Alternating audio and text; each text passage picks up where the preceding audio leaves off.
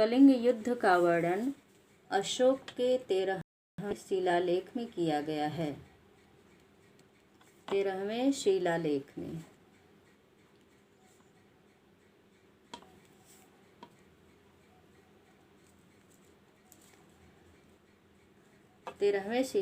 में कलिंग युद्ध का वर्णन किया गया है।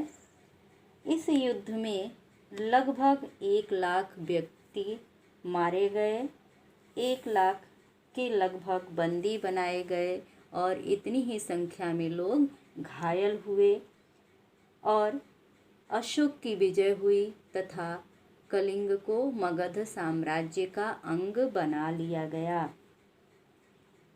भीषण रक्तपात को देख करके अशोक के दिमाग पर गहरा प्रभाव पड़ा। उसे युद्ध और हिंसा से विरक्ति हो गई, घृणा हो गई और उसने अहिंसा एवं शांति की नीति अपनाई। प्रभाव क्या पड़ा? अहिंसा और शांति की नीति अपनाई।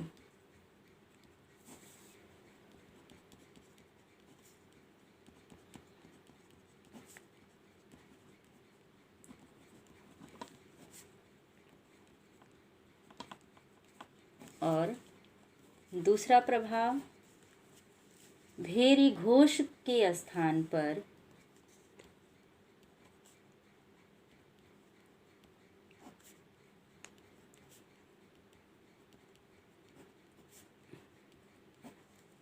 धम्म घोष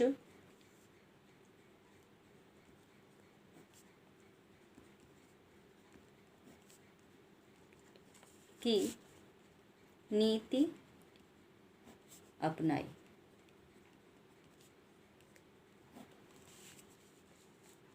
कलिंग युद्ध, जैसा कि अभी बताया है कि कलिंग युद्ध का 13वें शिलालेख में वर्णन है और इस युद्ध में लाखों की संख्या में लोग मारे गए, लाखों की संख्या में लोग घायल हुए और इतने ही बंदी बनाए गए। और इस युद्ध क्षेत्र में हुए रक्तपात को देख करके अशोक का हृदय परिवर्तित हो गया और उसके हृदय पर गहरा आघात लगा। उसके मन स्थिति में जो परिवर्तन हुआ, जो कलिंग युद्ध का प्रभाव हुआ, वह क्या था? निम्नवत था। पहला, अहिंसा और शांति की नीति अपनाई। अशोक ने अहिंसा और शांति की नीति अपनाई। और दूसरा, भेरी घोष के स्थान पर, मतलब युद्ध के स्थान पर अब उसने धम्म घोष यानी धर्म युद्ध की घोषणा की। धम्म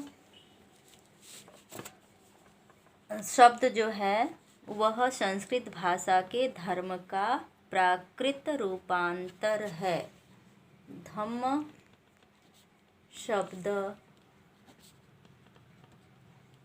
संस्कृत भाषा का प्राकृत रूपांतर है,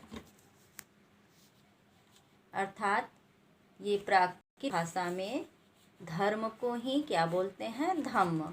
बौद्ध ग्रंथों की भाषा भी पाली है, जिसमें धम्म शब्द का उल्लेख किया गया है। पाली और प्राकृत दोनों भाषाओं में बौद्ध ग्रंथों का उल्लेख किया गया है, जो कि अशोक के समकालीन है।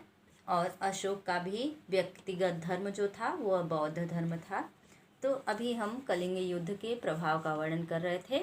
तो अशोक के हृदय में कलिंग युद्ध के बाद परिवर्तन हुआ, उसकी मन स्थिति बदल गई और साम्राज्यवादी शासक जो था, जिसकी नीति अभी साम्राज्यवादी नीति थी, अब उदारवादी नीति में बदल गई। अर्थात उसने धम्म घोष की घोषणा की और सदा के लिए तलवार म्यान में डाल दी।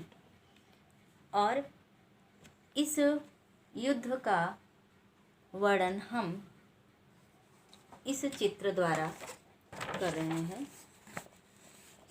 ये है सम्राट अशोक और इधर युद्ध का चित्र दिया हुआ है, जहाँ पर लाशें ही लाशें दिखाई दे रही हैं। ऊपर चील कौवे मंडरा रहे हैं और इधर अशोक बेचैन है, लाशों को देख रहा है और घबराया हुआ दिख रहा है चित्र में।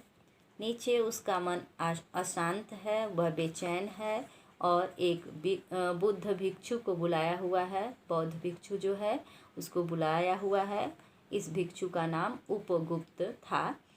उससे विचार विमर्श कर रहा है, उससे पूछ रहा है कि हमारे मन को शांति किस प्रकार प्राप्त होगी।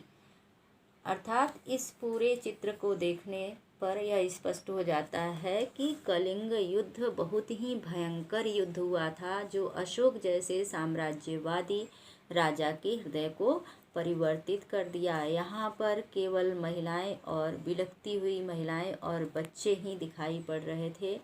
सारे के सारे लोग मारे गए थे, जैसा कि ऊपर के चित्र में दिखाई दे रहा है। कोई किसी को उठाने वाला नहीं बचा था। यह दृश्य देख करके अशोक का हृदय द्रवित हो गया और उसने युद्ध क्षेत्र में ही साम्राज्यवादी नीति का त्याग कर दिया, जो कि बिंबिसार के समय से ही चला आ रहा था।